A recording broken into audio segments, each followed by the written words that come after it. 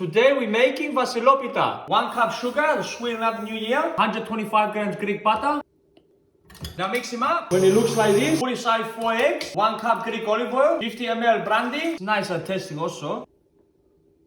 1 teaspoon vanilla, half a cup Greek olive oil, yogurt. Maybe it's better I taste the brandy after. Put the zest from 2 oranges, 1 cup fresh orange juice. Now again, we mix him up. When it's all combined, put aside 1 teaspoon baking powder, 1 pinch salt, and 3 cups self-raising flour. Now mix him up, keep going till it looks like this. Lick him. Get 1 tin, put some baking paper, and put him inside. Smack him up a little bit, remove the air. Get 1 lucky coin, wrap him up. Now close him up your eyes, and put him inside. Hey!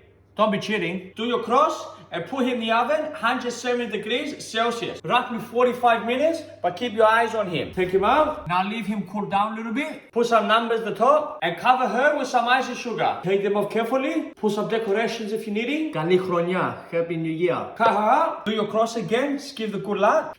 Hey, what we got here? See?